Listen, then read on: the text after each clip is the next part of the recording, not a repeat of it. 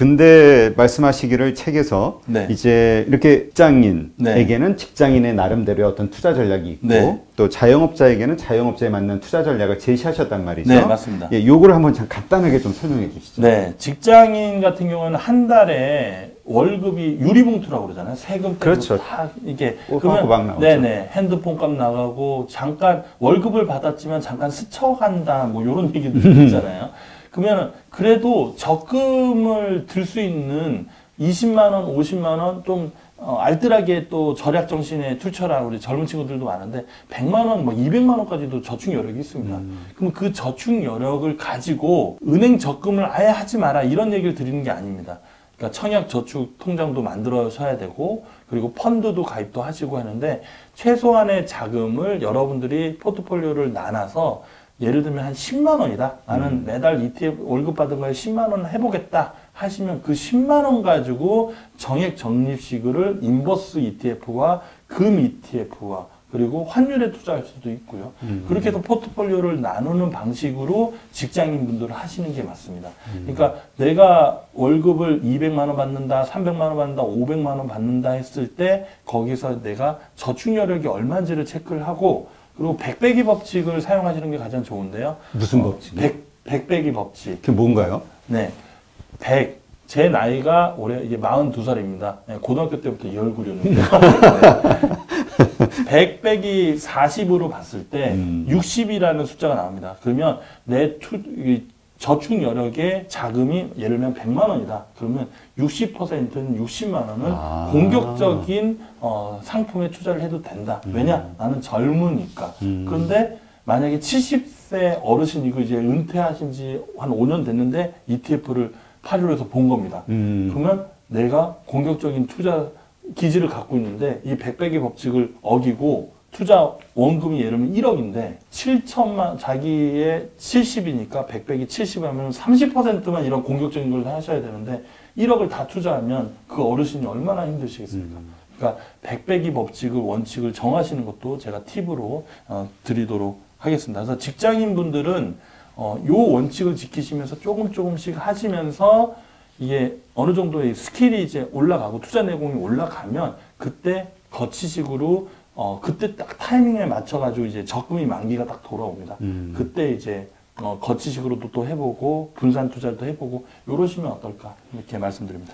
그럼 이제 자영업자 같은 경우는 뭐 있을 땐 또 돈이 있고 네. 없을 땐 또 정말 없고 이렇잖아요. 네. 네. 이런 경우는 어떻게 참 전략을 잡을까요? 어렵죠. 요즘에는 은퇴만 하시면 기승전 치킨집, 기승전 삼겹살집 이렇게 하는데요. 하루 한 달에 매출 또 1일로 또 이렇게 매출이 남고 현금이 되잖아요. 그래서 저는 그러니까 이 자영업 하시는 분들 같은 경우는 한 달에 평균 그래도 내가 순이익이 얼마인지가 데이터가 한 3년 정도 하다 보면 이게 데이터가 나옵니다. 그러니까 그 데이터를 가지고 이 직장인처럼 어느 정도의 금액은 일정하게 하시고 그리고 매일 매출이 나오는 거에 따라서 거기서 예를 들면 매출에 대해서 일일 매출이 한 50만 원 나왔다, 30만 원 나왔다. 근데 고정비 뺄고 한 2만 원, 3만 원이다. 그러면 그 2만 원, 3만 원을 그 스타벅스 가서 커피 사 먹지 마시고 ETF로 모아가시는 전략을 하시면 내가 한 달에 그래 저축 여력이 나오고 그리고 일일날 매일 나오는 매출에서 용돈벌이 나오는 걸 ETF로 계속 하시다 보면 그렇게 3년만 모아보시면 정말 미래가 밝고 막 이런 느낌도 들지 않을까. 예, 그래서 이 책에 그런 내용도 좀 썼습니다. 네. 자, 그럼 이제 은퇴를 염두에 두고 있는 사람들이 있지 않습니까? 네. 이런 경우는 어떻게 투자 전략을 잡을까요? 네, 자영업자 분들이 그러니까 은퇴를 하고 나서 이제 자영업자로 가는 경우가 많은데요. 좀 안정적인 게 이 여러 가지 제과점이 좀 안전하다. 또 뭐 아이스크림도 있잖아요. 아이스크림 가게도 있고. 네, 그런데 투자하시는데 사실 그 정도의 투자를 하실 자본이라면 ETF로 좀 그 은퇴 자금을 좀 활용하시는 측면이 상당히 좋지 않을까. 그러니까 만약에 은퇴 자금이 3억이다, 5억이다 이 금액이 있잖아요. 그러면 거기에서 최소한 10분의 1 자금, 3억의 은퇴 자금이 있으신 분은 3천만 원 가지고 연습을 해보십시오. 왜냐하면 뒤에 2억 7천이라는 자금이 있잖아요. 3천만 원 가지고 투자를 하시다가 손실이 났을 때 나머지 2억 7천을 추가를 해서 이거를 평균 단가를 맞춰서 빠져나올 건지에 대한, 그러니까 이게 목돈을 투자를 하다 보면은 관심을 갖게 될 수밖에 없습니다. 그리고 공부를 하지 말라고 해도 공부를 하게 됩니다. 그래서 자영업을 시도하는 그것보다는 ETF에 대해서 한 10% 정도로 자금을 운용해 보시다가 어느 정도 수달이 한 3년 정도 해서 수달이 되시고 투자 내공이라든가 올라가면 자영업하면서 성공 확률보다는 ETF 투자에서 성공할 확률이, 저 개인적인 입장에서 이 얘기를 드렸을 때 호불호가 많이 갈립니다. 어떻게 내 퇴직금을 그렇게 하냐 하시는 분들도 계시는데, ETF나 삼성전자는 20년 동안 개인 투자가 수익난 오직 단 두 개의 종목에 포함된다는 걸 생각해 보시고, 현실적으로 좀 생각해 보시면, 커피숍을 3억 가지고 차렸는데 인건비 빠지고 재료비 빠지고 가서 설거지 다 하고 내가 은퇴했는데 가서 또 요즘에 또 이 90년대생에 관련된 책도 요즘 베스트셀러로 가는데 이 컨트롤이 안 되거든요. 그렇죠. 예. 여기 이 사무실도 90년대생들이 많이 계시는데 각자의 그 약간 캐릭터가 좀 다릅니다. 1980년대, 70년대 태어났던 분들보다는. 그러다 보니까 거긴 인력 관리를 하면서 또 스트레스 받는 거, 그런 거 생각해 보면 정말 우리가 사업을 하다 보면 사업 계획서를 만들잖아요. 그렇죠. 투자 계획서를 사업한다는 생각으로 철두철미하게 하고 준비를 잘 하신다면 저는 ETF 투자가 여러분들 어떤 자영업보다는 좀 괜찮지 않을까, 이렇게 생각을 해봅니다. 네, 그렇군요. 네. 자, 그러면 그 자녀를 위해서도 우리가 ETF를 투자해 줄 수 있다. 네. 뭐 이런 이야기를 하셨는데, 네. 이거는 어떤 얘기인가요? 네. 자녀는 아까 제가 뭐 7세부터 용돈을 만약에 어르신들한테 받으면 그거를 시작해라 이렇게 말씀을 드렸잖아요. 근데 목적 자금이 상당히 중요합니다. 그러니까 목적 자금이라는 게 뭐냐면, 내 자녀가 지금 8세인데 이제 초등학교 6년을 다니잖아요. 네. 그럼 6년 동안에 중학교가 들어가면, 요즘에 초등학교 때부터 이제 과외를 많이 시작하기도 하는데 중학교 때, 고등학교 때부터 본격적인 과외를 하잖아요.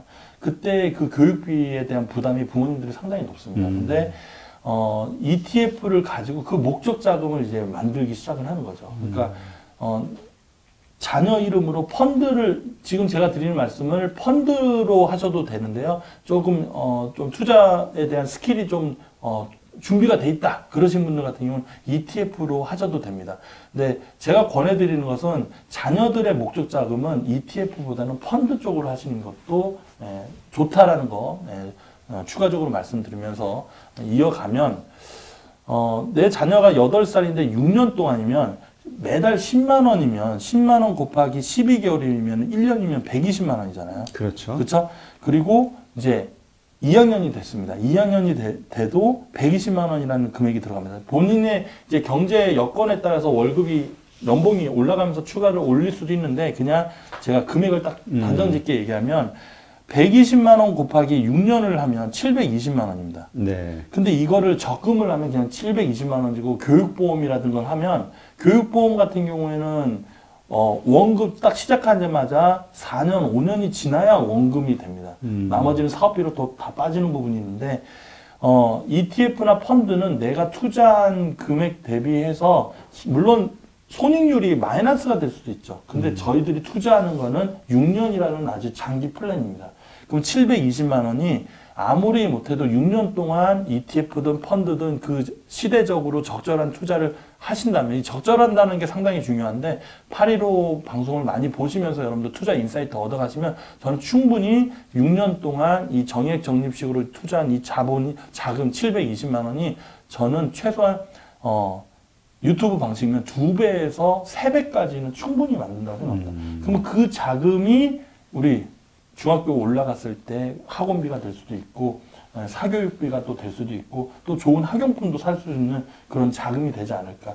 그런 방식으로 이제 6년이 지나면 내 연봉도 많이 올라가잖아요. 나이도 먹으면서. 그렇죠. 네, 경제적 위치도 또 달라지고, 그때 이제 중학생이 되면 중학교 1학년에서 3년입니다. 그때는 투자 금액을 내 아이 이름으로 50만 원이든 100만 원이든 이렇게 적금을 하다면 고등학교 올라갔을 때도 충분한 교육비가 되고, 또 나중에는 이게 이 투자 내공이 이제 쌓이면 자녀 이제 그 장가 갈 때, 또 대학교, 서울대 갈 친구면 하버드도 갈 수 있잖아요. 예, 하버드 가면은 한 학기에 뭐 1억, 2억씩 든다고 하는데, 예, 그렇게 보내면 되는 거죠. 예, 그래서 ETF가 여러분들 투자 대안 중에 첫 번째가 돼야 되지 않나, 이렇게 말씀을 드립니다. 네. 네.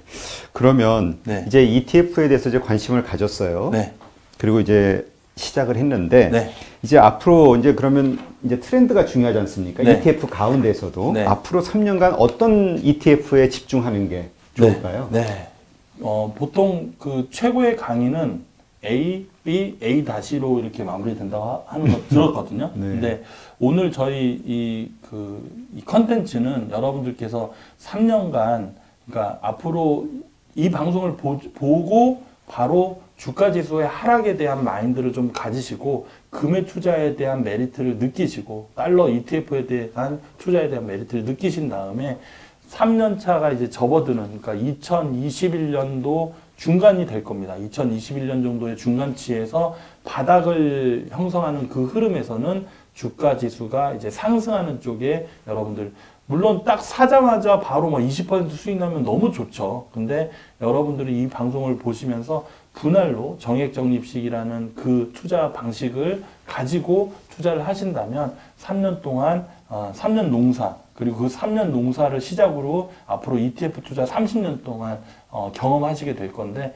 저는 3년 동안 제가 말씀드렸던 시황감과 그리고 적절한 그런 코스트 에버리지 효과를 적용한 정액적립식 투자를 하신다면 정말 이제 ETF 투자에 대한 저와 같이 많은 지인들에게 소개를 하고 대표님도 조만간 ETF 투자를 하시게 되는 그런 일들이 벌어지지 않을까, 이렇게 말씀을 드린다. 근데 앞서 제가 그 빠진 부분이 있어서 제가 좀 첨언을 하자면, 저희들이 이제 그 5인 이상의 직원들이 있는 회사는 보통 퇴직연금을 이제 기업연금을 가입하게 되죠. 그렇죠. 근데 본인들이 퇴직금이 자기가 월급이 한 300이면 한 10%가 이제 퇴직금으로 이제 쌓이기 시작합니다. 근데 요즘에는 퇴직금을 ETF 투자할 수 있습니다. 그래요? 네. 그래서 사례가 있는데요. 공기업에 다니시는 저희 그 VIP 회원이 계셨는데, 제 시황을 한 5년 동안 들으시면서 이 퇴직연금을 ETF로 관리를 하셨는데요. 동기랑 퇴직연금이 약 50%의 차이가 났다고 합니다. 그 뒤로 그분이 이제 본인 팀원들에게 퇴직연금 ETF로 하면서 같이 하고 있다고 하는데요. 지금 퇴직연금 시장이 ETF로 많이 기울이고 있습니다. 아직은 초기 단계라서 여러분들도 내 퇴직금 ETF로 관리해봐야지 하시면서 공부를 해보시면 어떨까, 이렇게 말씀을 드립니다. 그거는 개인이 이렇게 신청을 하면 이렇게 되는 건가요? 인사과에 가셔서 물어보시면, 그러니까 조그만 회사는 인사과 직원이 모를 수도 있어요. 근데 그거를 그 퇴직연금을 어떻게 가입했는지, 그리고 워낙 이게 법으로 돼 있긴 하지만 아직 시행 안 하는 회사들도 있습니다. 그래서 큰 대기업은 무조건 지금 하고 있고요. 네. 그거 한번 확인해 보시면 도움이 되실 겁니다. 그렇군요. 네. 자, 그러면 이제 매매를 할 때 뭐 이제까지 좀 여러 번 이야기하셨지만 다시 네. 한번 좀 깔끔하게 정리해서 네. 간단하게 얘기해 주신다면 어떻게 매매를 하는 게 수익률을 극대화시킬 수 있을까요? 팁을 좀 알려주시면. 네. 오늘 이 방송에서 가장 비싼 내용이 되지 않을까, 이렇게 생각이 드는데요. 여러분들도 이제 투자를 하는 데 있어서 여러 가지 보조지표를 활용하시기도 합니다. 그런데, 이 경제TV를 가끔 보시거나요. 테레비를 봤을 때 주가지수 이제 뭐 3000시대 열리나, 뭐 주가지수가 폭등한다, 요런 뉴스들이 나오면요. 주가가 그때부터 하락한다고 보시고, 인버스 ETF를 좀 모아가시는 전략. 그리고 또 이런 뉴스들이 있죠. 애기 엄마들이 아기를 얻고 증권사에 가서 계좌를 개설한다. 화면에 그 뉴스에 그런 화면들이 많이 나올 때가 있습니다.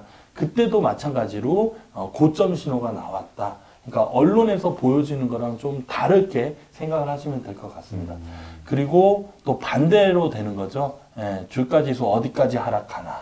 막 이런 뉴스 있잖아요. 또 모 금융사의 XX분이 갑자기 무슨 시도를 하셨다. 이런 안 좋은 것들.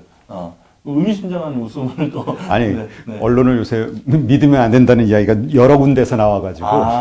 근데 그거는 언론은 사실 결과론적만 그 팩트만 전달해야 되다 보니까 현상을 전달하는 건데 그 현상을 가지고 저희들이 투자 인사이트를 얻을 수 있는 거죠. 그렇죠. 사실 모 금융사에서 안 좋은 그 판단을 하셔가지고 그런 일이 벌어지면 절대 안 되잖아요. 그렇죠. 근데 그런 일들이 벌어지고 나면 주가가 이 바닥을 찍고 올라가는 경우들이 너무 많으니까요.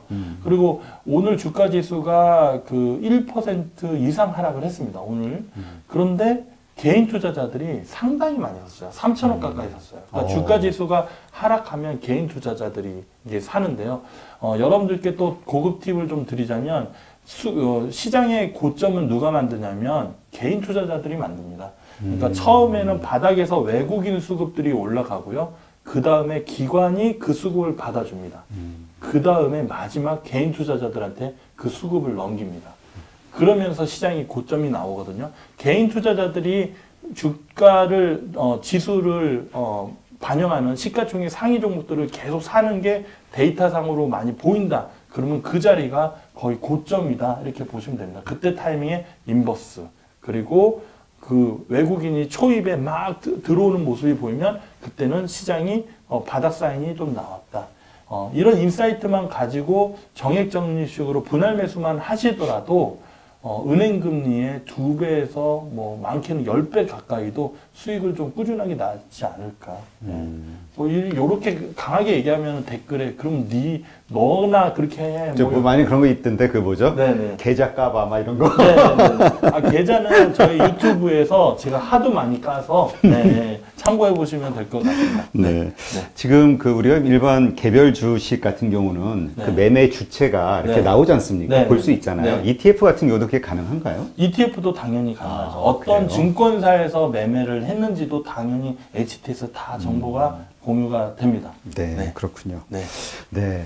오늘 우리 강흥보 대표님과 네. ETF에 대해서는 아주 차근차근 기초적인 것서부터 이야기를 나눠봤는데요. 네. 혹시 뭐 아주 중요한 뭐 빠진 게 있나요? 얘기하시고 싶은 게?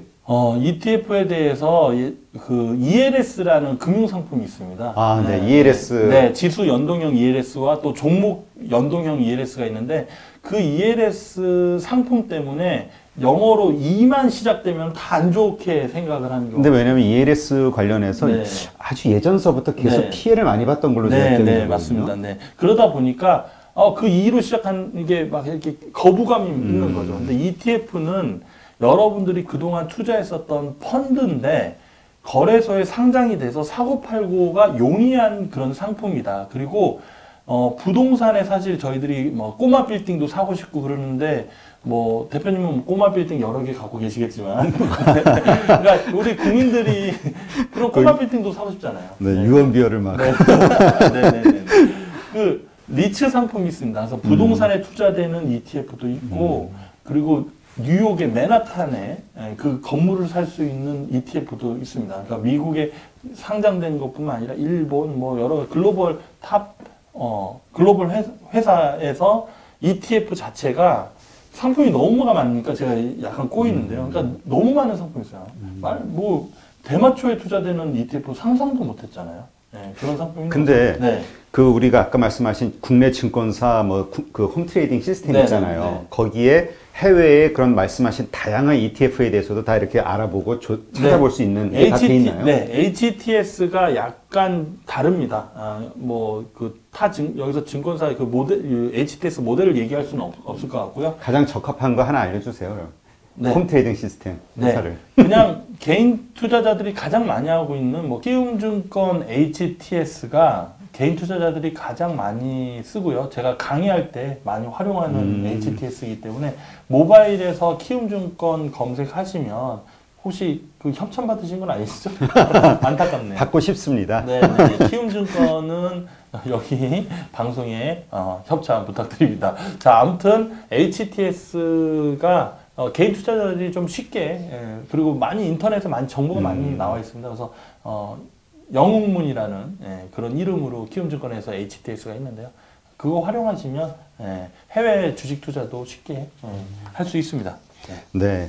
그 ETF 좀 이렇게 멀게 느껴졌는데 일단 오늘 네. 차분차분하게 이렇게 말씀을 듣다 보니까 ETF라는 게 약간 펀드하고 좀 비슷하구나라는 네. 생각도 들면서 그 말씀하신 ELS처럼 아주 큰 어떤 위험성이 있는 것은 아닐 수도 있겠구나라는 생각이 드네요. 네네네. 그리고 한번 저도 시도해봐야 되겠다는 생각이 들고 네. 한번 제가 소액으로 좀 하면서 네. 일단 생기는 여러 가지 질문들이 있을 것 같아요. 네. 그때 한번 또 한번 모시고 네. 예, 그런 실질적인 이야기들을 한번 나눠봤으면 좋겠습니다. 네. 요새 아무래도 ETF가 트렌드가 돼가는 것 같아요. 네. 예. 감사한 일이죠. 네. 하여튼 오늘 이렇게 바쁘신데 시간 내주셔서 고맙습니다. 네. 저도 감사합니다. 네.